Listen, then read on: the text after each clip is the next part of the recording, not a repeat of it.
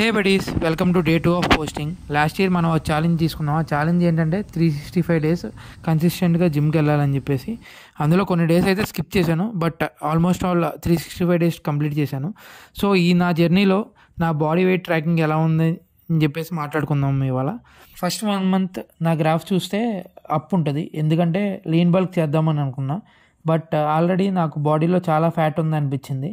ఇంకా 1 మంత్ తర్వాత రీకంపోజిషన్ స్టార్ట్ చేశా. గ్రాఫ్ చూస్తే ఇనిషియల్ డేస్లో చాలా డౌన్ ఉంటుంది. చాలా లైక్ గ్రాడ్యువల్గా డిక్రీజ్ అవ్వకుండా వచ్చింది. అండ్ నెక్స్ట్ గ్రాఫ్ చూస్తే మనం ఈ 1 ఇయర్ ట్రాన్స్ఫర్మేషన్లో నా ప్రైమ్ అని చెప్పొచ్చు ఈ గ్రాఫ్ అనేది. ఎందుకంటే గ్రాడ్యువల్ రిడక్షన్ కనపడింది ఇనీషియల్ డేస్లో. తర్వాత రిడక్షన్ అనేది చాలా స్మాల్గా ఉంది. ఆల్మోస్ట్ ఆల్ 150 గ్రామ్స్ 100 గ్రామ్స్ ఏ డే అలా స్మాల్ ఉంది.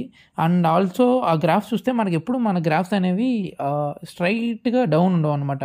అంటే ప్రతిరోజు తగ్గుకుంటా ఆల్మోస్ట్ 200 గ్రామ్స్ 300 గ్రామ్స్ ప్రతిరోజు తగ్గుకుంటే వెళ్ళాం. మనం చాలా పేషెన్స్తో వెయిట్ చేయాలన్నమాట. ఈ రిజల్ట్స్ కనపడలేదని డిసప్పాయింట్ అయితే అవ్వకూడదు. అండ్ మనం నెక్స్ట్ గ్రాఫ్ చూస్తే ఇనీషియల్గా గ్రాఫ్ అనేది డౌన్ ఉంది. జూన్లో ఫస్ట్ ఒక 25 డేస్ 30 డేస్, జూన్ ఎండ్లో నాకు కొంచెం టైఫాయిడ్ వచ్చి చాలా వీక్ అనిపించింది, మళ్ళీ జిమ్ గ్యాప్ వచ్చి. సో అప్పటి నుంచి కొంచెం ఫుడ్ ఇంటేక్ అయితే పెంచాను, గ్రాడ్యువల్గా పెంచుకుంటూ వచ్చాను. కరెంట్లీ అది నా బాడీ వెయిట్ వచ్చేసి 74. ఇది వచ్చేసి ఓవరాల్ గ్రాఫ్ అనమాట. మన 365 డేస్ మొత్తం కంబైన్ చేస్తే వచ్చిన గ్రాఫ్.